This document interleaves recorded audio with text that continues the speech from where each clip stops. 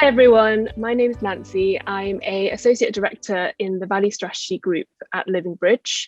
I am really lucky to be joined by four absolutely awesome panelists today as part of our International Women's Day Livingbridge panel.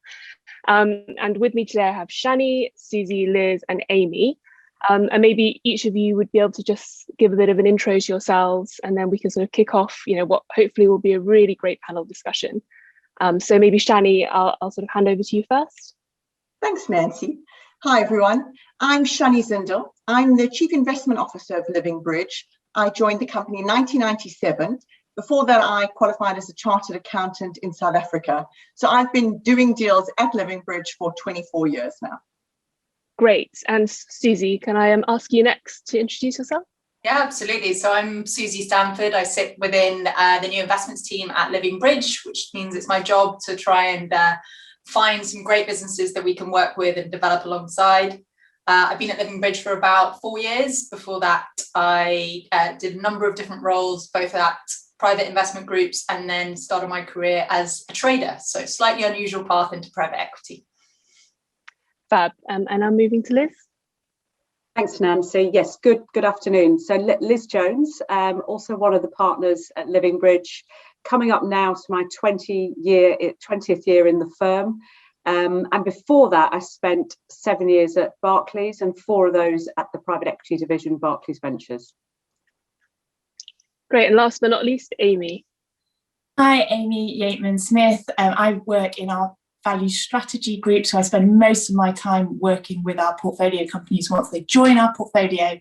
I've been with Livingbridge coming up to 10 years now. So prior to that, I started out as an accountant, then became a consultant before moving into Livingbridge actually as an IM at junior level within our firm. Great. And look, it's great to sort of be with all 4 of you today, and you've all had very different backgrounds before getting into PE. So I think what I would love to do first is sort of understand a bit more about, what attracted you to PE in the first place and how did you get into the industry? So maybe, Susie, I'll sort of direct that question at you first. Yeah, sure. I probably have quite an unusual story of how I got into PE, but if I just take a step back, I've always been really interested in businesses right from a young age. My parents were sort of both quite entrepreneurial, and I was always fascinated in understanding how businesses work. So in a restaurant, I'd sit there trying to work out how much money they needed to make. When I was, looking at an online e-commerce business, trying to figure out how that worked, I just sort of naturally curious about business. I then actually started my career in investment banking. So I worked for Goldman for 6 years, but I was on the public equity side. So I started out as a derivatives trader, which was lots of maths, lots of shouting and screaming on a trading floor, not that much value creation, arguably. It was just sort of high quality moving money around. And during my time there, I eventually sort of decided I wanted to move into actually investing in businesses and really doing something to help create value within businesses to kind of meet my curiosity around how businesses made money. So I moved from trading into the private equity side, which was a really difficult move to make. I was told repeatedly that I was sort of too expensive, too old and unqualified for the job. But luckily found someone to take a chance on me.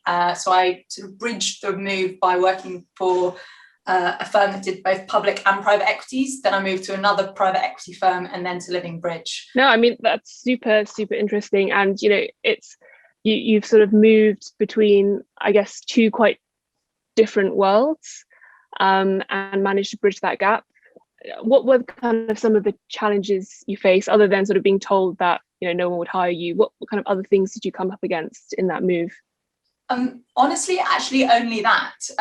It's probably not a very correct answer, but it's the perception of your ability that was the greatest barrier. A lot of the skill sets that I honed on a trading floor, sort of making decisions with imperfect information, quick agility with maths, trying to, exercise influence and leverage over people, trying to, craft deals, trying to be reactive to information as you were getting it. That's all I lived and breathed for 6 years on a trading floor. And actually lots of that is still really relevant to when we're doing deals in private equity today.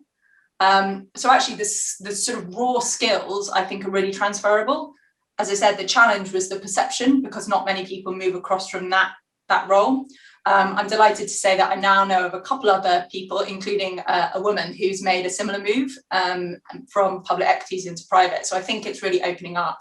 But it really goes to this point around people understanding, what's the difference between skills that can be taught and abilities that, are kind of more innate, and trying to make sure we collect the right diversity of those skills and thinking and backgrounds to try and, have the broadest approach to when we look at investments and deals.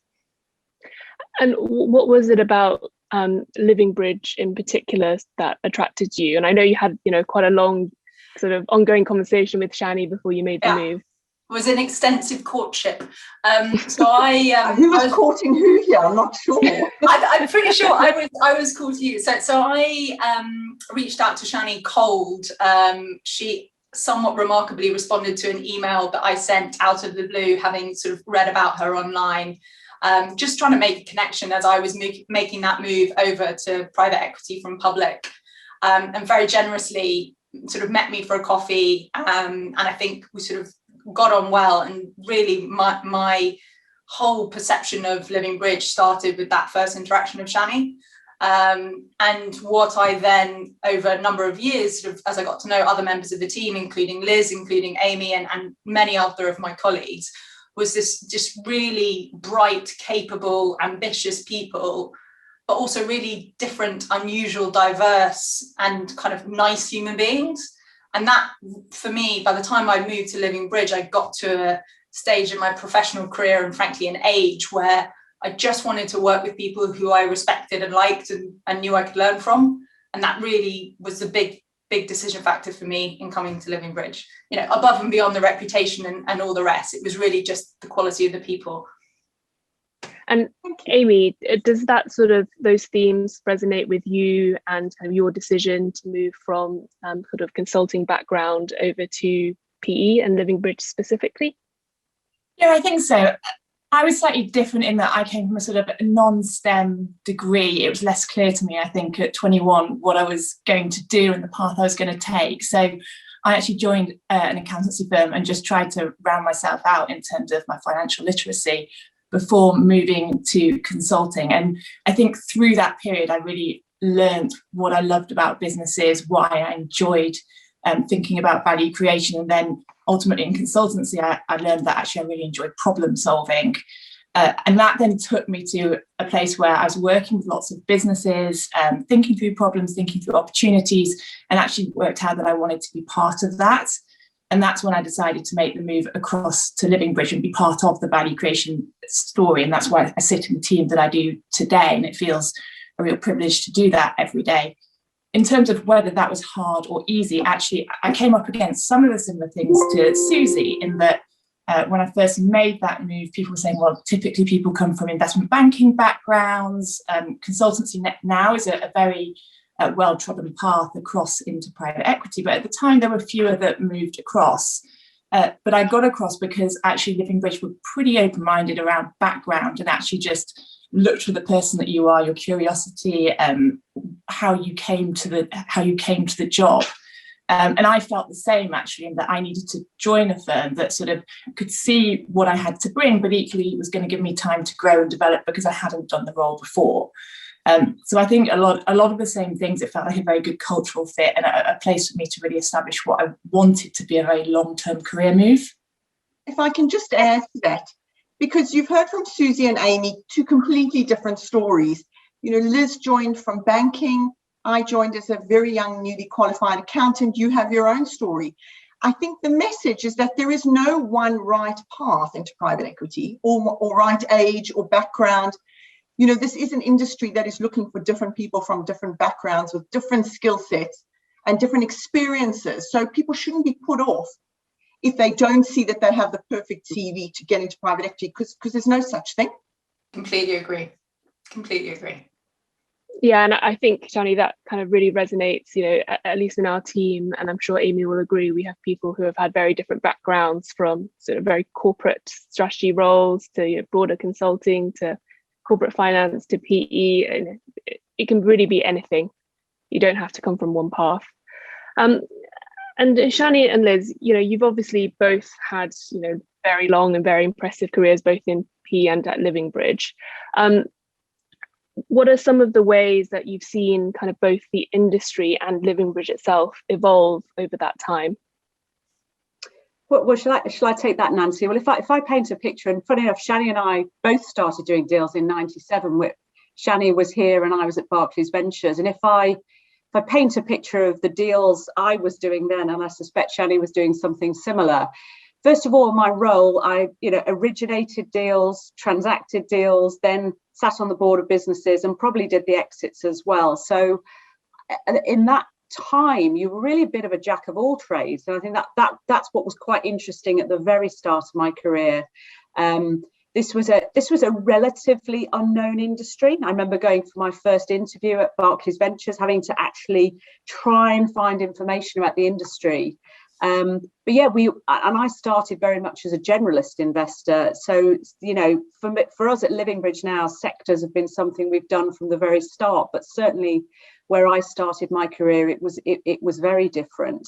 Now, if you contrast that with the world we live in now, both in Livingbridge and our broader industry, we've been through 2 decades of transformation, and there's no part of our business or our industry that is the same. And that's been really interesting because I think, as we've all as individuals specialised to some degree, some of us are better at the front end of the process, some on the value creation journey. I think that's actually allowed us to bring a broader and richer talent pool into the industry as well. I don't know whether you'd agree, Shani. I completely agree with that. And was going to say the same thing. We all did everything, and now it's much more focused, and we get to do the things we're good at while still dipping into the other bits. And I think that the thing that probably hasn't changed, certainly for me, is just what a fun job private equity is. And that because of you just see different things every day, but actually it's because of the people that you work with in the industry, within Livingbridge, the entrepreneurs that we back. You just get to deal with really smart, interesting, innovative people, and that is a huge joy. We all work in PE, and as Shani says, it's fun, and it's exciting. It's different every day.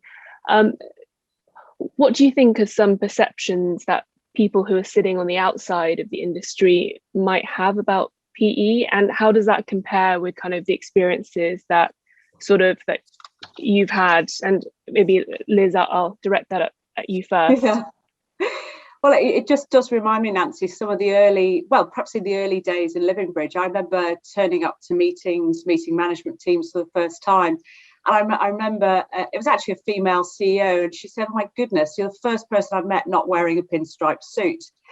So it's a bit of a caricature there, but I think it kind of sums up where the industry probably was 15, 20 years ago, in terms of there being a bit of a type of people, whether it's educational background, or gender, however you want to describe it. There was a narrower pool of individuals in our industry. I think actually that's allowed us as a firm to really thrive and build a broader set of relationships with entrepreneurs, because I think what's lovely about what we've created in Livingbridge is hopefully something that is a mirror to the market that we are building relationships with, and and that comes in all shapes and sizes. And I think we've built our culture to reflect that. I think it's got a lot better over time. Now I don't feel that shock when people meet us, and I think that's one of the really pleasing things about the progress we've sort of made in the last sort of 10 years, but loads of progress still to go. And Susie, I mean, you kind of came into sort of Livingbridge and kind of the industry a bit more recently. What were some of the perceptions that you had sort of sitting outside before you kind of made the jump across? So I think there's a couple elements to this. I think the most, if I may, the most common answer I get, particularly from women candidates, but actually from sort of quite a lot of candidates, is this sort of perception that all we do is sit behind spreadsheets and crunch numbers all day, and it's highly mathematically driven. And of course, being sort of highly financially literate and very competent around numbers is sort of the base language to doing our job. but it is not the thing that makes the difference in our job. And that, I think, is something that we really, as an industry, needs to do a better job of getting out there. I think building trust, building rapport, judgment around people, ability to work through problems, see angles, that is the difference in our job.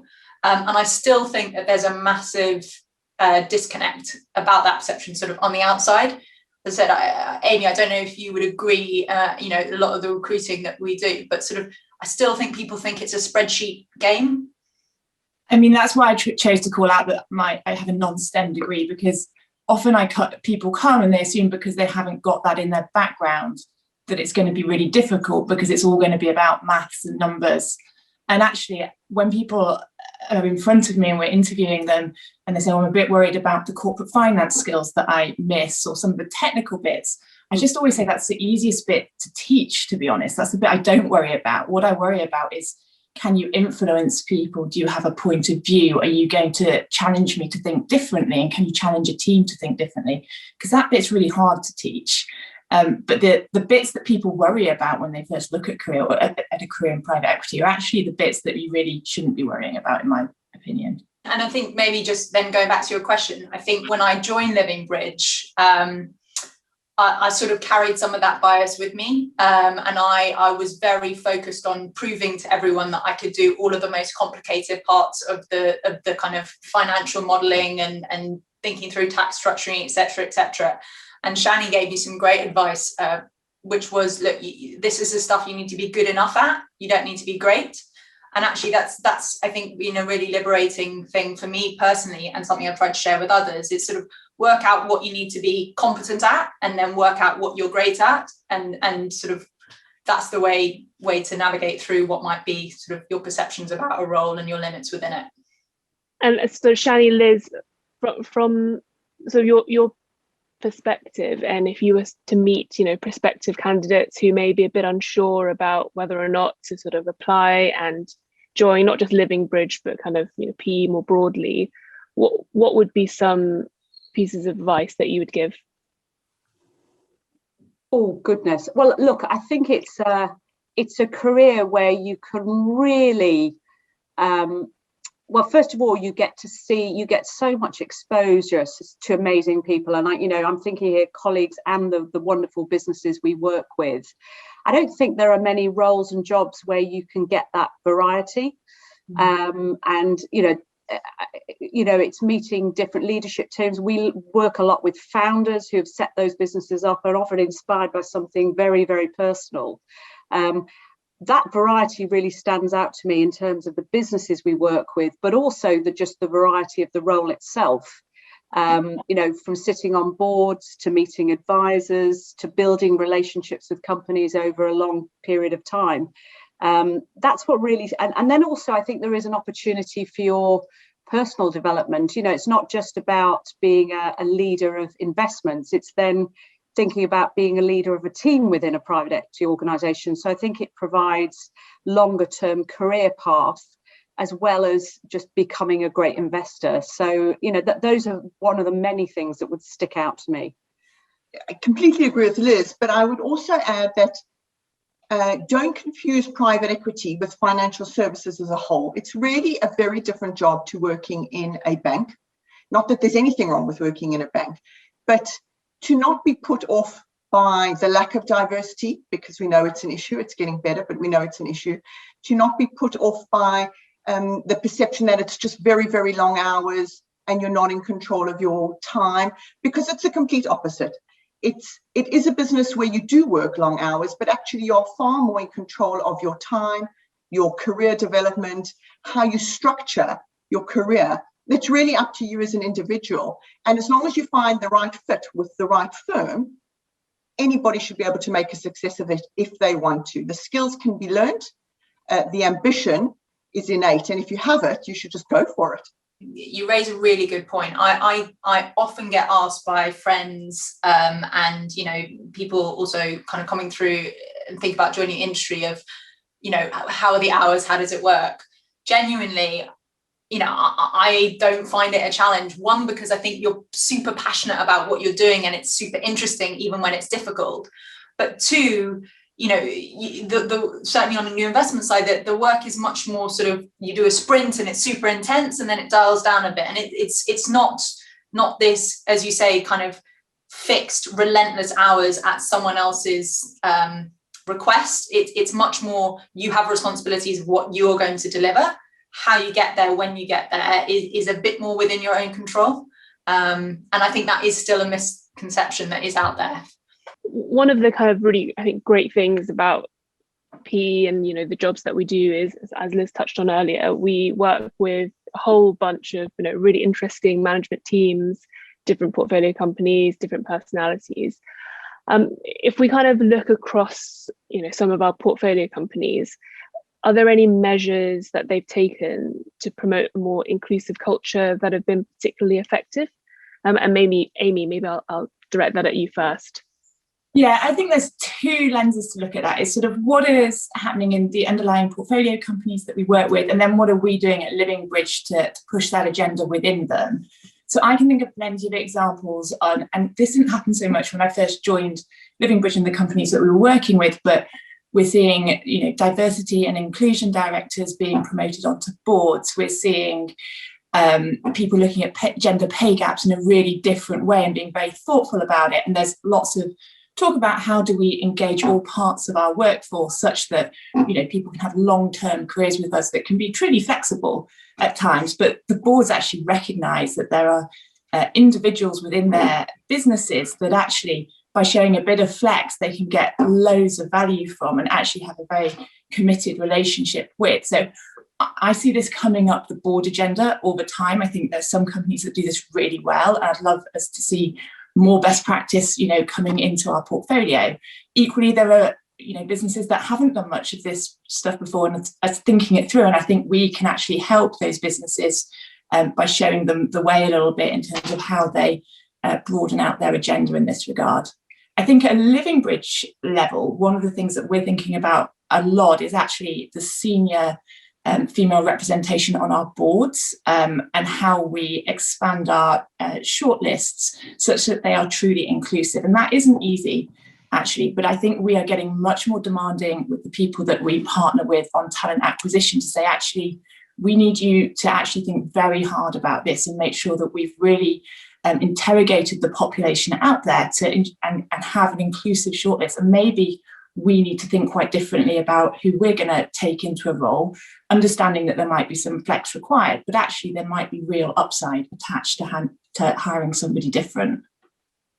Yeah, and Amy, you reminded me of a really good story. I remember the first time, it must have been about 5 or 6 years ago, we were doing a chair search for one of our investments at Livingbridge, and the chair shortlist came out, or long list came out, and the CEO of that business called out the fact there were no women on that shortlist.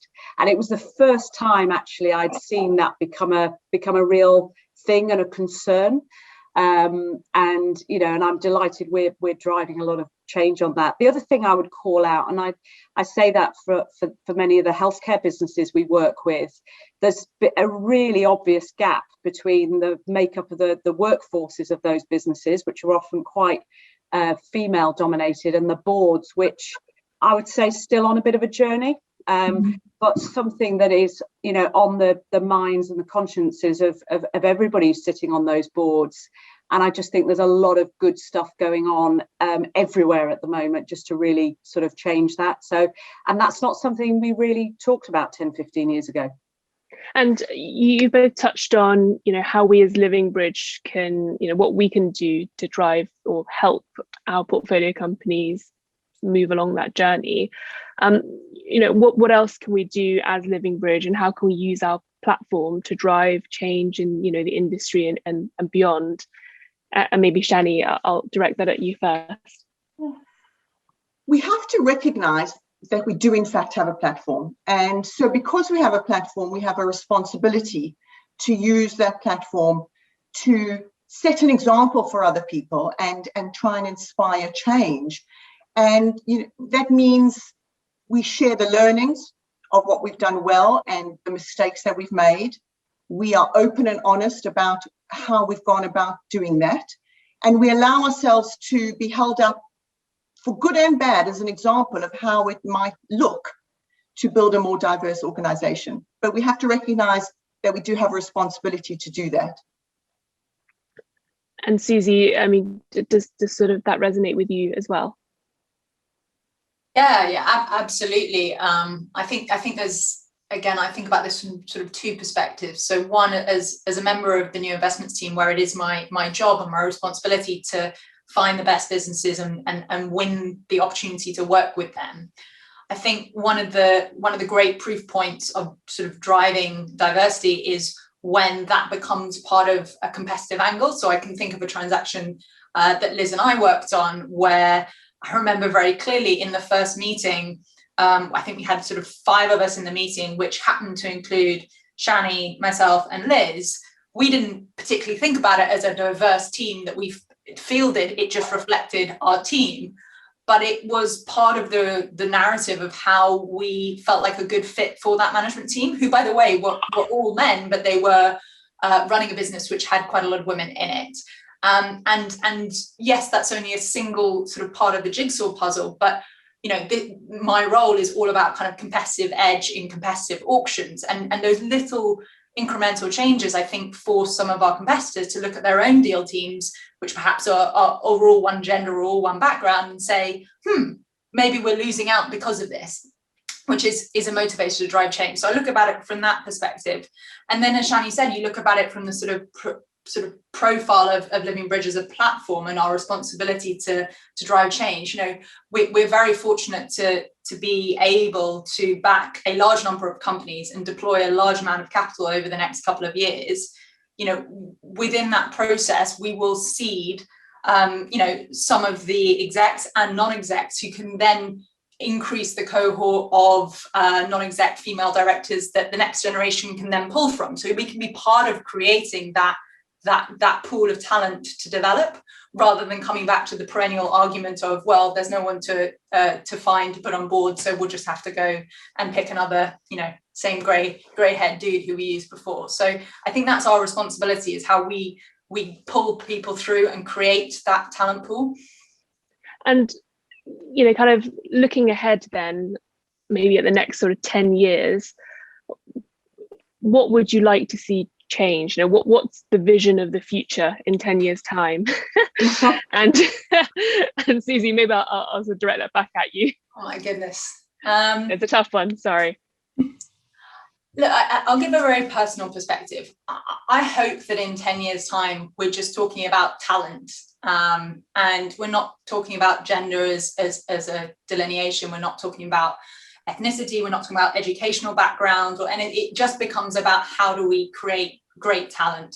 Unfortunately, I think there's quite a few stepping stones between where we are today and that, but I hope that in 10 years time it's an environment where we can just be fostering the best talent, and the best talent means the most diverse set of brains to kind of think through the most complex problems to get the best result. So you reminded me of a wonderful little anecdote, and this is from probably 6 or 7 years ago, where I got asked the question, and this was actually by an investor, why are there so many women at Livingbridge? And the question was, it was almost as if we were overrun by women. And actually, that's not a question we get asked now, because I think that's, you know, this is not a big shock and surprise. I just really hope that the rest of the industry catches up with where we are. I think the good news is there is a lot of female talent coming into our industry. I think our broader challenge as an industry is making sure those women can see the career path through in the same way that, you know, all of us talking to you today can and have succeeded for, in some cases, 2 decades. I think that's right. And it's about people seeing that career path through, but then also believing that they can do it. And I think I'd encourage anybody thinking about it to actually sort of believe in themselves and their ability to come through, because that's really important for the next 10 years. And I think about myself, if someone had said to me, you'll be a partner at Livingbridge with 3 children, I just wouldn't have believed it, to be honest. And yet, you know, it's been an absolute joy, really, my career. I've really, really enjoyed it. And so I think there's a sort of 2 sides to this. Yes, we have to open up those career paths, but also we need people to feel confident stepping into them and through them.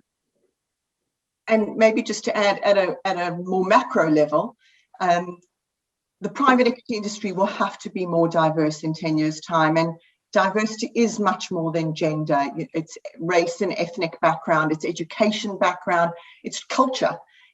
And I think if we haven't achieved more of that in 10 years' time, it'll be a failure, and one that we as an industry should be ashamed of. And it's important because diversity builds better businesses, stronger management teams. It allows you to have more enriching experience, more enjoyable experiences. And fundamentally, it's just better for society as a whole. So we have to do it.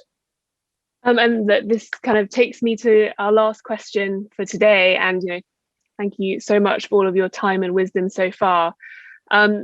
Our theme, or our International Women's Day theme for this year, is choose to challenge. And I kind of want to ask each of you, what that choose to challenge means to you. Choose to challenge platforms within private equity to think differently, not because they feel that they have an obligation, which clearly they do, but actually because they really see and understand the upside from diversity, because I think that's what really opens this up. So there's a challenge to the industry, and then I put a challenge, as I just said, back to anyone thinking about coming into the industry to actually think about how they can get there, give it a go, have confidence in themselves. I think when you're coming from a minority background, sometimes that feels harder, but that's not to say that you can't come through. Yeah, I would agree with that, Amy. And I think for me, this is all about, go back to perception. We talked about it earlier, Nancy. Any perception that what is the kind of person who fits in our industry, just continuing to challenge that perception. And I think it's only by banging that drum we will build the sort of diverse industry that Shani talks about. Choose to challenge for me is about sort of challenging anyone else's perceptions of what you are or are not capable of. And, whether that's someone's perception based on your gender or frankly any other preconception, challenge yourself, but challenge them to reframe. And I think it's worth sort of looking at the four of us on this call today, or the five of us. We're all women, so by one paintbrush we're all the same, but we're clearly all very different personalities, different backgrounds, different roots. So do not let any one sort of single thing or single characteristic to define you. Challenge it and push back. Don't be afraid to challenge the status quo, and always ask why. Why are things being done the way they are? Why are things happening in a certain way? And push if it's not the right answer, because we can change things. So always challenge the status quo. Fab. I think that takes us to the end of our panel today. So thanks to all four of you for your time. It's been great conversation, really helpful for me. I only joined Livingbridge and kind of private equity in general about 8 months ago. So I'm still very new, and this has been super, super interesting and enlightening. So thank you, everyone.